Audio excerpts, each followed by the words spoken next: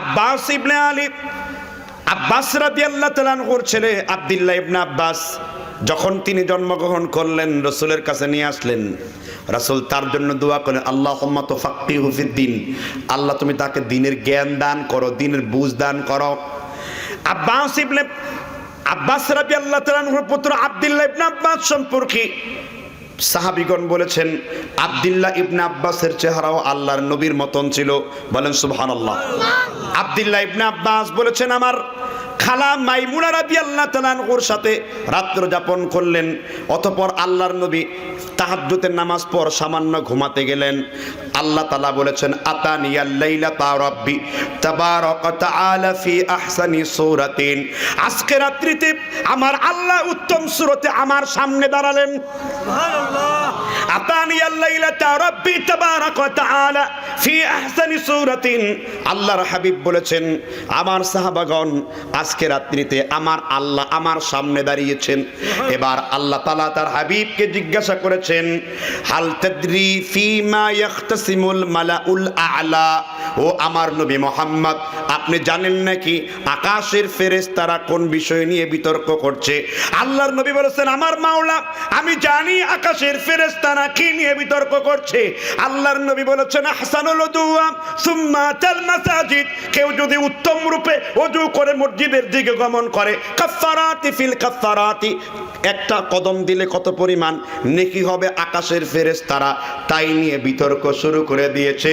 একটু জোরে আওয়াজ লাগায় বলেন সুবহানাল্লাহ। দেখলেন তো কোন নেকামল। এই হাদিস বলার উদ্দেশ্য কি? এই হাদিস বলার উদ্দেশ্য হলো আমার নবীর মর্তবা অনুসরণ করা। সব জায়গাতেই কাকে অনুসরণ করতে হবে? আবু বকর ছোট সাহাবা না বড় সাহাবা? ওমর রাদিয়াল্লাহু তাআলা, মুসনাদ আহমদের হাদিস। ওমর রাদিয়াল্লাহু তাআলাকে জিজ্ঞাসা করলেন আল্লাহ রাসূলকে যে আবু বকরের মর্যাদার আমার মর্যাদার পার্থক্য কতটুকু?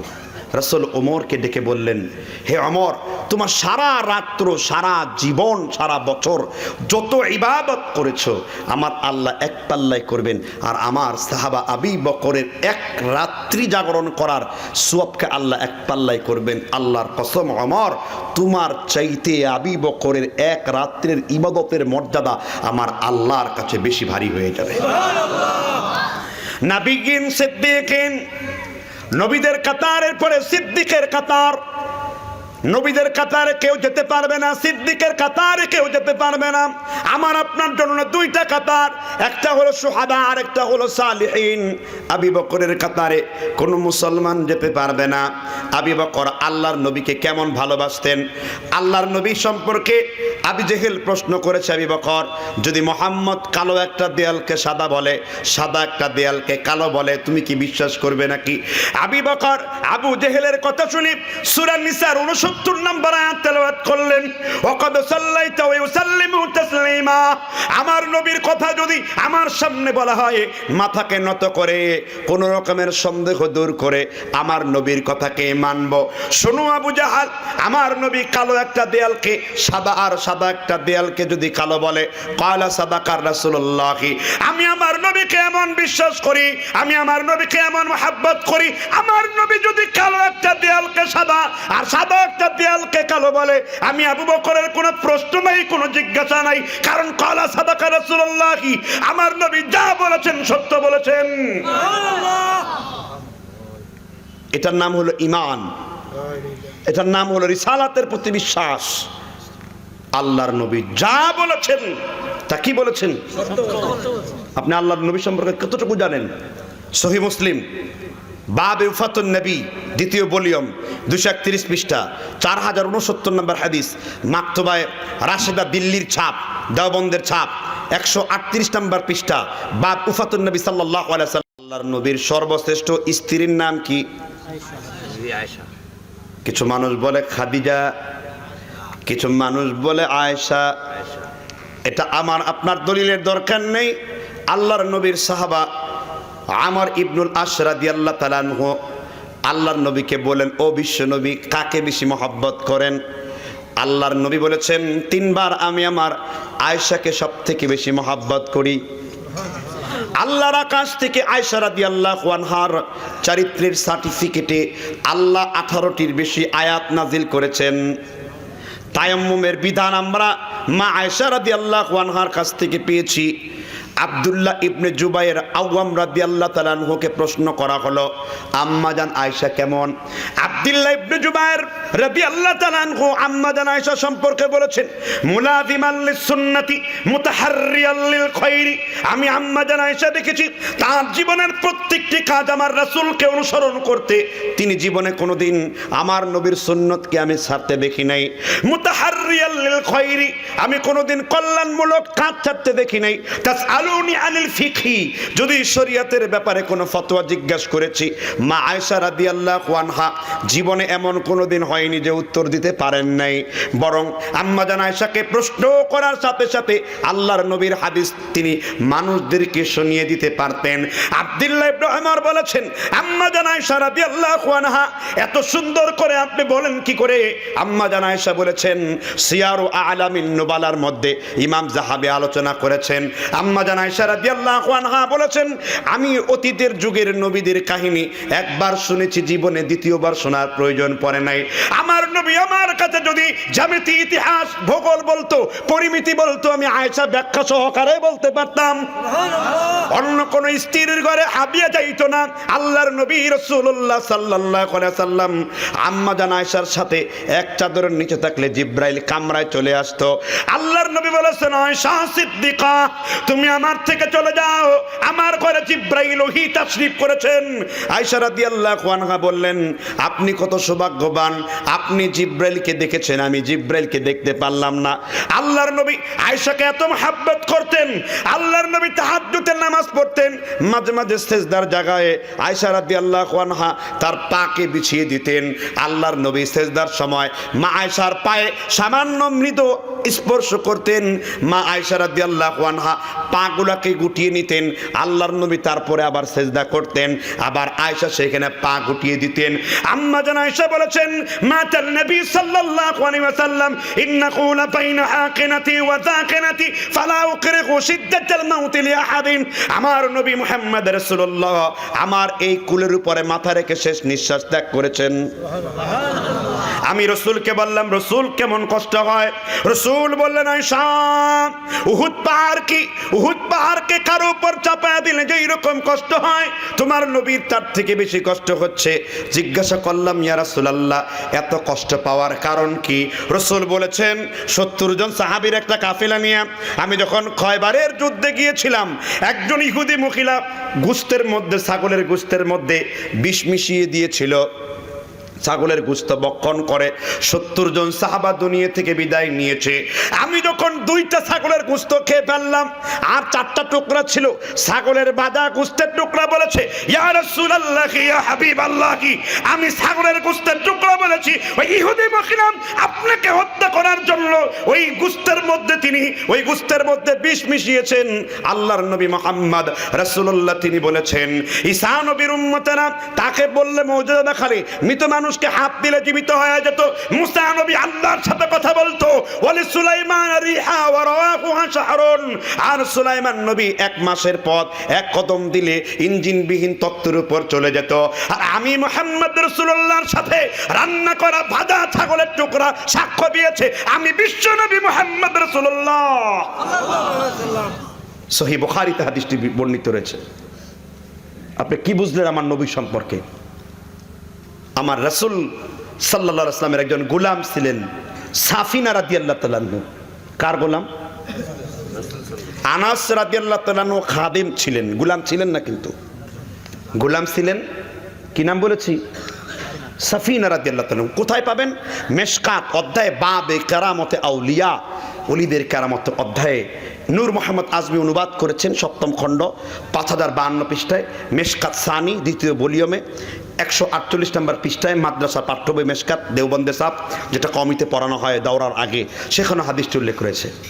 নবী মুহাম্মদ রাসূলুল্লাহর গোলাম সাফিনা যখন আফ্রিকা মহাদেশ ভ্রমণ করতে যান তাবলীগের দাওয়াতে, তখন একটা সিংহ তার পথ রোধ করে। সাফিনা রাদিয়াল্লাহু তাআলা আনহু বলেছেন, হে সিংহ, আমি মুহাম্মদ রাসূলুল্লাহর গোলাম সাফিনা বলছি, তুমি রাস্তাকে ছেড়ে দাও।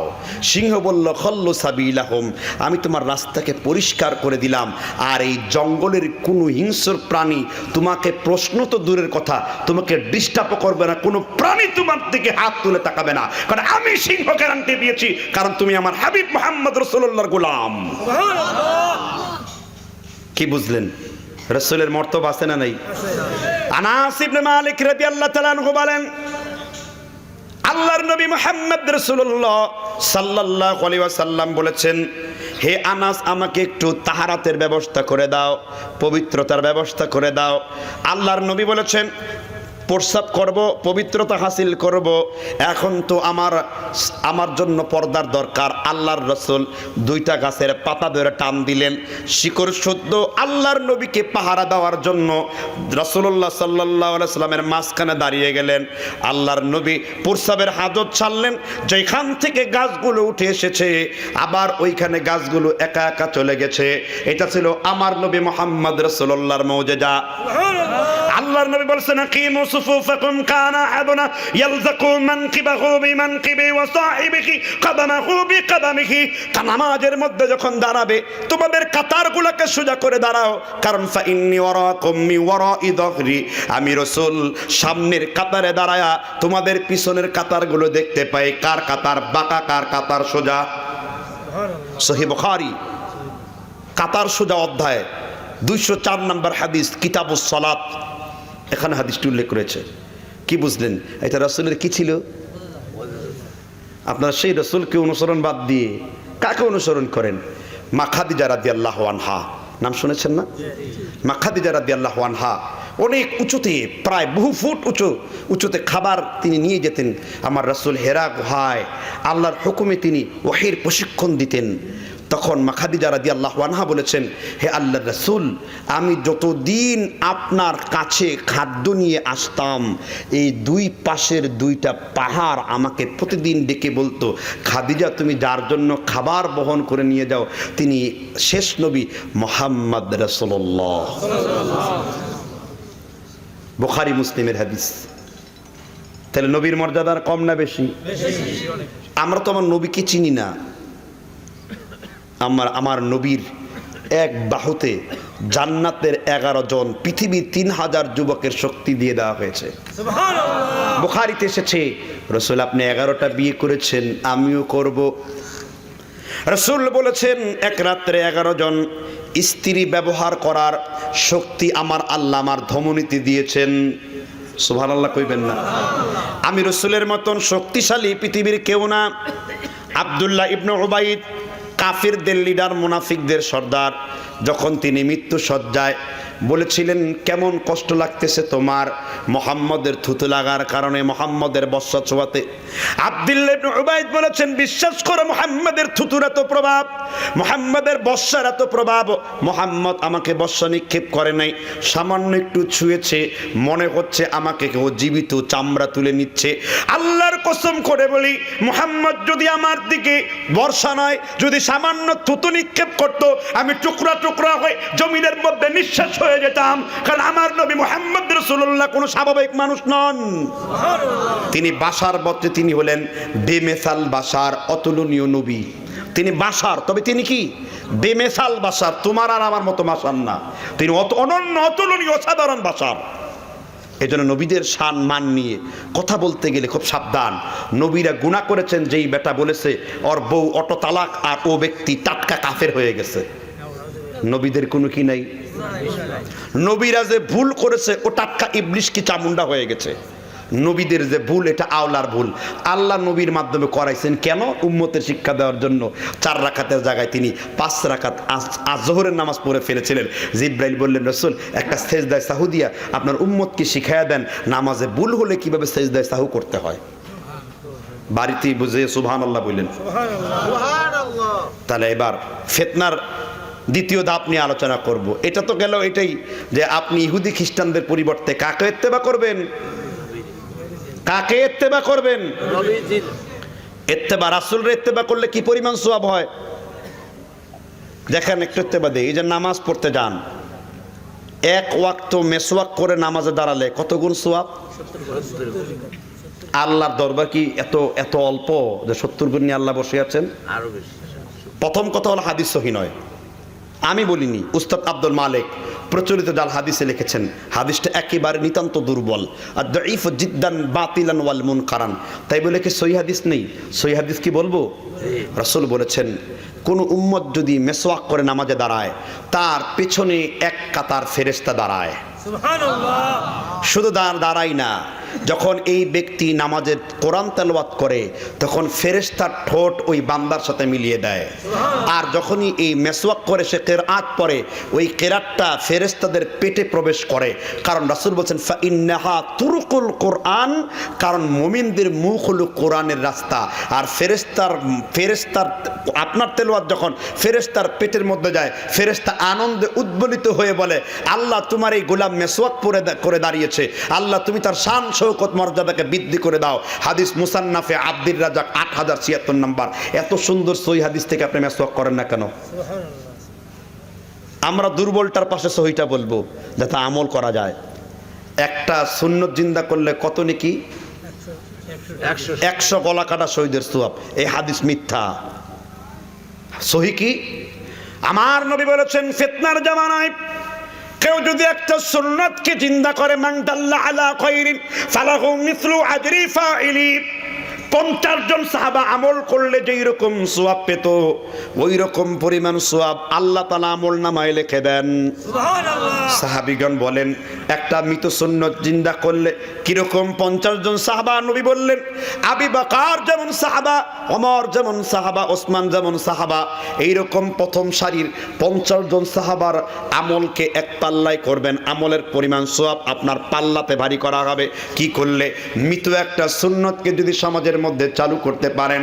শুধু তাই না, মান দাল্লা আলা খায়রিন ফালাহু মিসলু আজরি ফাইলি, আপনি যদি হারিয়ে যাওয়া একটা সুন্নতের প্রবর্তন করতে পারেন, যতজন লোক এই সুন্নতের আমল করলো প্রত্যেকটা মানুষের আমলের একটি অংশ আল্লাহ আপনার আমল নামায় দিয়ে দেবেন। বলেন সুবহানাল্লাহ।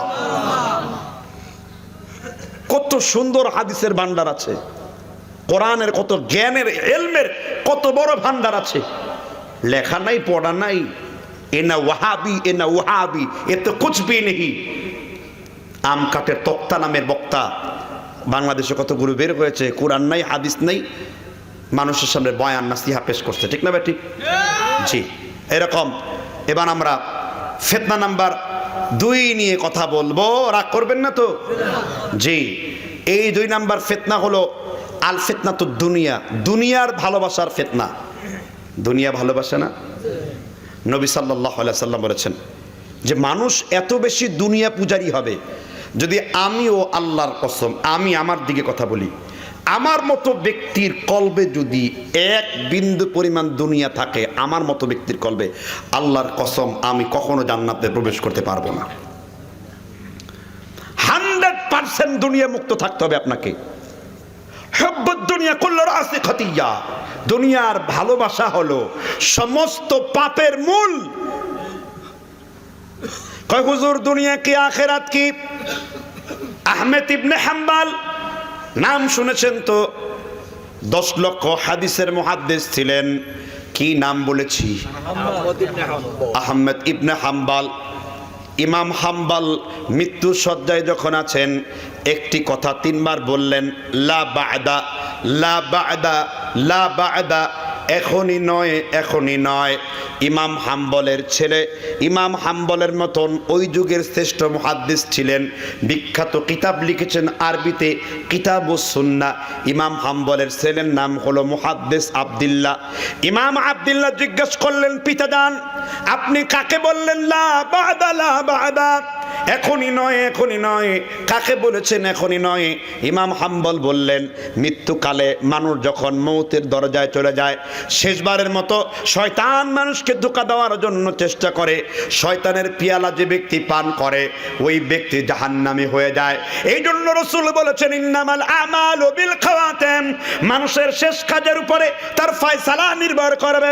জাহান্নামের কাজ করতে করতে মানুষ জাহান্নামের এত নিকটে যায় আর মাত্র 3 হাত বাকি, কিন্তু তার জীবনের শেষ আমল ভালো থাকে, আল্লাহ তাকে জান্নাতে দিয়ে দেন। আবার নেক আমল করতে করতে জান্নাত মাত্র 3 হাত বাকি, কিন্তু জীবনের শেষের দিকের আমল ভালো নয়, এই জন্য আল্লাহ তাকে জাহান্নামের মধ্যে দিয়ে দেন। বুখারী মুসলিমের হাদিস। এই জন্য ভাইরা আমার, কোন মিনিট আপনার শেষকাল, কোন দিন আপনার শেষকাল, এটা আমি আপনার জানার কোনো সুযোগ নাই। এই জন্য রাসূল বলেছেন, ইন্নামাল আমালু বিল খাওয়াতিম, মানুষের শেষ কাজের উপরে তার ফয়সালা নির্ভর করবে। শয়তান ইমাম হাম্বলকে বললেন, ও ইমাম হাম্বল, আপনি তো আমার হাত থেকে ফসকে বের হয়ে গেলেন, আমি তো আপনার কোনো ক্ষতি করতে পারলাম না। ইমাম হাম্বল বলেছেন, আল্লাহকে আল্লাহর কসম, আল্লাহ তা'বুদু শাইতান ইন্নাহু লাকুম আদুউন মুবিন। ও শয়তান, যেই পর্যন্ত আমি ইমাম হাম্বল না মরব, ওই পর্যন্ত তোমার সাথে আমার যুদ্ধ বন্ধ হবে না, তুমি আমার সাথে যুদ্ধ করে লাভ হবে না।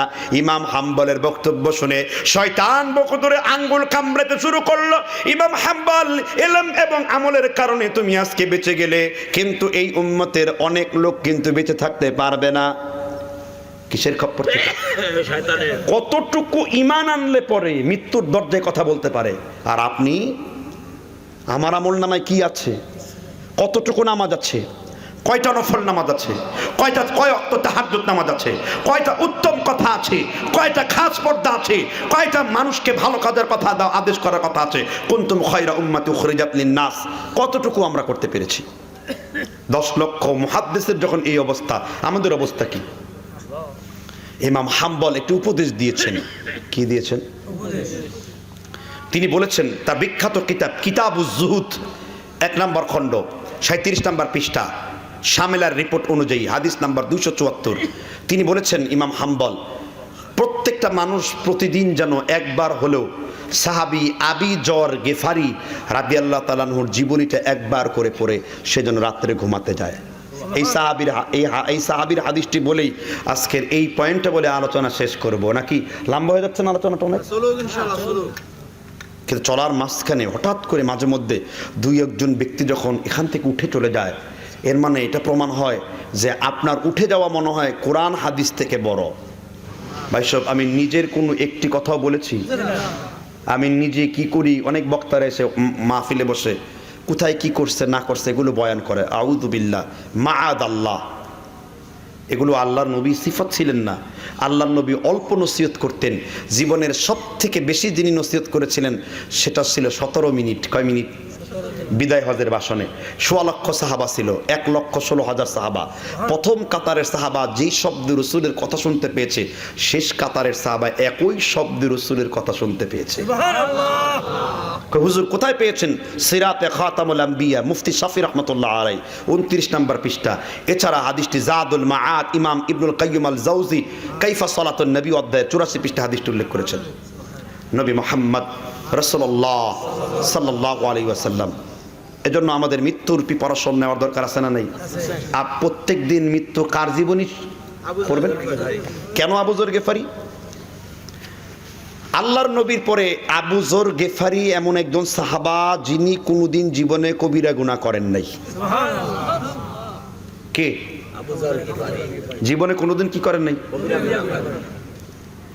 আবু যর গেফারি ইসলাম ধর্ম গ্রহণ করার আগেও কোনোদিন মূর্তি পূজা করেন নাই। একদিন আবি যর মসজিদে আসতে পারেন নাই। রাসূল সালাম ফিরিয়ে দেখলেন, আমার আবি যর কোথায়? রাসূল তাকে অনুসরণ করে আবু যর গেফারির বাড়িতে গেলেন, সালাম দিলেন। আবি যর গেফারি বলেন, হে আল্লাহর রাসূল, আমার শরীরে এমন একটা কাপড় আছে, আমি উপরের দিকে ঢাকলে নিচে খালি থাকে। আমি যে একটা কাপড় পরবো, আমি সেতটুকু পরিমাণ কাপড় আমার নেই। আর আপনি তো জানেন আপনার আবি যর মরে যাবে বটে, কিন্তু কোনোদিন কারো কাছে হাত পেট বাঁধবে না, কারণ আবু যর সোয়ালও করবে না, সোয়ালের ভানও করবে না। আল্লাহর নবী আবি যর গেফারির বক্তব্য শুনে চোখের পানিগুলো দরদর করে ফেলে দিলেন। আল্লাহর নবীর অশ্রুসিক্ত হয়ে দাড়ি মুবারকগুলো ভিজে গেল। আবি যর গেফারিকে রাসূল তার চাদর মুবারক দিলেন। আবি যর গেফারি বললেন, ইয়া রাসূলুল্লাহ, আপনি মনে করেছেন আবি যর মনে হয় শরীয়ত সম্মত ওজর ছাড়া আজকে ফজরের নামাজে আসে নাই। আমি আল্লাহর কসম করে বলি, আমি ঘরের মধ্যে গর্ত করেছি, আমার স্ত্রীকে পেছনে দিয়েছি, কারণ আমার স্ত্রীরও বছর বস্ত্র ঢাকার মতন কোনো কাপড় ঘরে নাই। আমি সামনের কাতারে দাঁড়িয়েছি, কাপড় না পাওয়ার কারণে উলঙ্গ অবস্থায় নামাজ পড়েছি, তারপর নামাজকে ছেড়ে দেই নাই। আল্লাহর নবী আবু যর গিফারিকে বলেছেন, ও আবু যর গিফারি, আমি তোমাকে খুশখবরে নিয়ে যাই। রাসূল উটের পিঠে চললেন, কাবিল কাব কাতিব বিল কাতিব, রাসূলের কাব আর আবু যরের পাটা একসাথে লেগে যাচ্ছিল। রাসূল বলেছেন, ও আবু যর গিফারি, জান্নাতে আমাকে যে যানবাহন দেওয়া হবে, অন্য কোন সাহাবীরা সেই যানবাহনের লাগাম টানতে পারবে না। আমার আল্লাহ তোমাকে জান্নাতের লাগাম টানার দায়িত্ব আমার আল্লাহ তোমাকে দিয়ে দেবেন। আল্লাহর নবীর স্ত্রী, আল্লাহর নবীর কন্যা ফাতেমাতুজ জোহরা রাদিয়াল্লাহু আনহা, তিনি তার স্বামী আলী রাদিয়াল্লাহু তাআলা আনহুকে ওসিয়ত করলেন, আমার গোসল দিবা তুমি, আমার দাফন দিবা তুমি, আর আমার জানাজায় অন্য কোন সাহাবীকে ডাক দিবা না, শুধুমাত্র আমার জানাজায় তোমার সাথে ডাকবা আবু যর গিফারি রাদিয়াল্লাহু তাআলা। তার চরিত্রের ব্যাপারে আমি আমার পিতা মুহাম্মদ রাসূলুল্লাহকে বলতে শুনেছি, আবু যর গিফারি এমন আমল করেছে জীবনে কোনোদিন কোন মহিলার দিকে কুদৃষ্টি দিয়ে জীবনে কোনোদিন আবু যর গিফারি তাকায় নাই। আবু যর গিফারি যখন মরে যাবেন, তার স্ত্রীকে ওসিয়ত করলেন, আবু যর গিফারির শরীরটাকে বাজারের মধ্যে অথবা রাস্তার মধ্যে দাফন পরায়া পরনের কাপড় পরে শুয়ে রাখবে, যদি আমার কপাল ভালো থাকে জানাজা হবে। যখন আবু যর গিফারি মারা গেলেন, কোনো লোককে ডাকলেন না। আবু যর গিফারির লাশ মোবারক তার স্ত্রী কাপড় ঢেকে বাইরে দাঁড় করায় এসেছেন। হঠাৎ করে কুফা নগরী থেকে বিখ্যাত কাতেবে ওহী সাহাবা আব্দুল্লাহ ইবনে মাসউদ রাদিয়াল্লাহু তাআলা আনহু 69 জনের কাফেলা নিয়ে সেই পথে হাজির হয়েছে। আব্দুল্লাহ ইবনে মাসউদ দেখলা লাশ দেখে দাঁড়িয়ে গেলেন, যখন কাপড় মোবারক থেকে মুখটা সরালেন, চোখের পানি দরদর করে ফেলে দিলেন। আবু যর, তুমি এমন সাহাবা, জীবনে কোনোদিন গুনাহ করো নাই, জীবনে কোনোদিন দুনিয়ার লোভ করো নাই, আমি আল্লাহর কাছে দোয়া করি আমি তোমার মতন সাহাবার জানাজায় দাঁড়ায় গেছি। সুবহানাল্লাহ। কোন সাহাবী? আর আমরা দুনিয়া 3.5 হাত বডির জীবন, কোথায় যাচ্ছেন? আপনি নিজেকে প্রশ্ন করুন। রাসূল বলেছেন, ওয়ালাইয়ামলা ফাহু ইল্লা তুরাব, যদি আদম সন্তানকে একটি মাঠ ভর্তি স্বর্ণ দেওয়া হয়, আহাব্বা আইয়াকুনা লাহু ওয়াদিয়ান, সে বলবে আমাকে আরো যদি 2টি মাঠ ভর্তি স্বর্ণ দেওয়া হতো কতই না ভালো হতো। রাসূল বলেছেন, ওয়ালাইয়ামলা আফাহু ইল্লা তুরাব, কবরের মাটি ভরে না দেওয়া পর্যন্ত আদম সন্তানের কোনোদিন কামনা কমবে না। আল্লাহ রাসূল সুম্মা লা তুসআলুন্না ইয়াউমা ইদিন, আল্লাহ তাআলা প্রত্যেকটা নিয়ামতের ব্যাপারে কি আলী রাদিয়াল্লাহু তাআলা আনহু 1 গ্লাস ঠান্ডা পানি দিলেন। ইবনে কাসিরে, ইমাম কাসির 4th খণ্ডে 236 নম্বর পৃষ্ঠাতে লেবাননের বৈরুতের ছাপ আরবিতে হাদিসটি সংকলন করেছেন। আলী রাদিয়াল্লাহু তাআলা আনহু তিনি 1 গ্লাস পানি দিলেন আল্লাহ রাসূলকে। রাসূল পানিটা পেয়ে চোখের পানিগুলো দরদর করে ফেলে দিয়ে বললেন, আফালা আকুনা আবদান শাকুরা, আমি কি আল্লাহর শুকরগুজার আদায়কারী বান্দা হব না? আলী মনে করলেন তার ব্যবহারে মনে হয় রাসূল কষ্ট পেয়েছেন। রাসূল বলছেন, না আলী, আমি তোমার ব্যবহারে কষ্ট পাই নাই, এই ঠান্ডা পানির নিয়ামতের জবাবদিহি না করা পর্যন্ত আল্লাহর কসম আমার আল্লাহ আমাকে ওই পুলসিরাতের ময়দানে পা রাখতে দেবেন না। কাকে? আল্লাহর নবীকে। রাসূল এমন একজন নবী যিনি 100% দুনিয়াকে বর্জন করেছেন। আল্লাহ রাসূল তাহাজ্জুদের নামাজে দাঁড়ালেন, হঠাৎ করে দুনিয়া বিশাল বড় সম্পত্তি নিয়ে রাসূলের সামনে এসেছেন। রাসূল বলেছেন, আবু বকর, আমি রাসূল যদি আজকে এই দুনিয়ার যে সম্পত্তি এসেছে তা থেকে যদি আমি একটি গাছের ডালা টানতাম, এই উম্মতরা কিয়ামত পর্যন্ত খেয়ে শেষ করতে পারতো না। কিন্তু আমি রাসূল আল্লাহর কাছে দুনিয়া চাইনি। জিবরাইল বলেছেন, রাসূল আপনি এত কষ্ট করেন কেন? আপনি ইশারা করেন, আপনার ইশারা করলে উহুদ পাহাড়টা স্বর্ণ হয়ে যাবে। সুবহানাল্লাহ। কিন্তু রাসূল দুনিয়া চান নাই, রাসূল কি চেয়েছেন? আর সেই দুনিয়ার ফিতনা আপনাদেরকে নিমজ্জিত করে রেখেছে, ঠিক না? ঠিক। আমরা দুনিয়াকে বড় ভালোবাসি। ইন্না দুনিয়া মালউনাতুন মালউনুন মা ফিহা, দুনিয়া হলো অভিশপ্ত, অভিশপ্ত দুনিয়ার সব কিছু, ঠিক না? ঠিক। ইমামে গাজালি রহমতুল্লাহ আলাই দুনিয়া বর্জন করেছিলেন। তার ভাই মোহাম্মদ গাজালিকে বলেছেন, আমি আল্লাহ চাহেন তো আজকে রাত্রিতে ইন্তেকাল করব, তিনি বুকের উপরে একখানা বুখারী শরীফের পাণ্ডুলিপি রেখে তিনি কালেমা তালকিন করতে করতে, কালেমা পড়তে পড়তে তিনি মহান আল্লাহর কাছে মিলিত হয়ে গেলেন। কে? ইমাম গজালি রহমতুল্লাহ। আর কেঁদে বললেন, আফসোস, আমি যদি ইমাম বুখারীর মতন এইরকম হাদিস রওয়ায়াতের কাজ করতাম তাহলে উম্মতের বেশি খেদমত হয়ে যেত, কিন্তু আমি তো সবসময় যুক্তিবিদ্যা ফালসাফা নিয়েছিলাম, তার থেকে বেশি উত্তম হতো যদি আপনি হাদিসের রওয়ায়াত করতাম। সুবহানাল্লাহ বলবেন না? তাহলে এই সমস্ত লোকেরা দুনিয়া বর্জন করেছিলেন। নবীদের কোনো দুনিয়া বলতে কোনো কিছু ছিল না, ছিল নবীজি সুলাইমান, শোনেন নাই? নাম শোনেন নাই? জি, দুনিয়া বর্জন করে একটা আমল নেন, নিতে পারবেন? সুলাইমান নবীর একজন গোয়েন্দা ছিল, সে পাখির নাম কি জানেন? হুদহুদ পাখি। সবাই এসেছে, হুদহুদ পাখি আসে নাই। সুলাইমান বলেছে, হুদহুদ পাখি তুমি দেরি করলে কেন? হুদহুদ পাখি বলল, আমি আপনাকে আজকে এমন একটা সংবাদ দেব, বাবেলের দেশে অর্থাৎ ইরাক নগরীতে রানী বিলকিস ৩৩,০০০ পর্দার অন্তরালে সূর্যকে সে ইবাদত করায় লিপ্ত থাকে। তখন সুলাইমান বললেন, কে আছো এমন যে রানী বিলকিসের সিংহাসনটা আমার কাছে নিয়ে আসতে পারবে? ওয়াকাল আল ইফরিদে মিনাল জিন্নি, জিনদের মধ্যে একটা শক্তিশালী যুবক জিন বলল। সূরা নামলের ৪০ নম্বর আয়াত থেকে আপনি পাবেন এই ঘটনাটি, যে আপনি চোখ বন্ধ করবেন আর খুলবেন, আমি বিলকিসের সিংহাসন আপনার কাছে নিয়ে আসব। কিন্তু এই জিনের পূর্বেও সুলাইমানের দফতর মন্ত্রী বললেন, আমি এই জিনের আগেই আপনার কাছে রানী বিলকিসের সিংহাসন নিয়ে আসব। প্রতিযোগিতা শুরু হয়ে গেল। জিনের আগে, ইফরিদের আগে সুলাইমানের দফতর মন্ত্রী রানী বিলকিসের সিংহাসনটি নিয়ে আসলেন। সুলাইমান নবী জিজ্ঞাসা করলেন, তুমি কি এমন আমল করো যে আমলে আল্লাহ তোমাকে এত শক্তি দান করেছেন? তখন সে বলল, আমি নিয়মিত ইসমে আজম পাঠ করি। ইসমে আজম জানেন কোনটা? ইসমে আজম মুখস্থ আছে কারো? আমার রাসূল গ্যারান্টি দিয়েছেন, রাসূলের দরুদ ইব্রাহিমের সাথে কেউ যদি ইসমে আজম পড়ে, ইবনে মাজা শরীফের 4031 নম্বর হাদিস, মহান আল্লাহ লা ইউরাদ্দুন, তার দোয়াকে কখনো আল্লাহ ফেলে দেবেন না। সেই দোয়াটা কি রাসূল শিখিয়েছেন? আল্লাহুম্মা ইন্নী আসআলুকা বিআন্নাকা আনতাল্লাহুল আহাদুস সামাদ আল্লাযী লাম ইয়ালিদ ওয়া লাম ইউলাদ ওয়া লাম ইয়াকুল লাহু কুফুয়ান আহাদ। বিশ্বনবী বলেছেন, কেউ যদি এই ইসমে আজম পড়ে দোয়া করে, মহান আল্লাহ তাআলা এই ইসমে আজমের বরকতে আল্লাহ তাআলা তার জিন্দেগির সমগ্র দোয়াগুলা কবুল করে নেবেন। মাশাআল্লাহ। আপনাদের মনে হয় খুব বিরক্ত লাগতেছে, তাই না? আবার বলেন, আল্লাহুম্মা ইন্নী আসআলুকা বিআন্নাকা আনতাল্লাহুল আহাদুস সামাদ আল্লাযী লাম ইয়ালিদ ওয়া লাম ইউলাদ ওয়া লাম ইয়াকুল লাহু। এটা যে কোনো বিপদে পড়ে দোয়া করবেন, দেখবেন দোয়া কবুল হবেই হবে, গ্যারান্টি দিয়েছেন মুহাম্মদ। কিন্তু কবলা শুরুত, প্রথম শর্ত হলো আপনি আগে দরুদ ইব্রাহিম পড়ে নেবেন। ইবনে মাজার 4031 নম্বর হাদিস। ওই ইসমে আজমের বরকতে আল্লাহ তাকে এত ক্ষমতা দান করেছেন, সুলাইমানের দফতর মন্ত্রীকে। সুবহানাল্লাহ বলবেন না?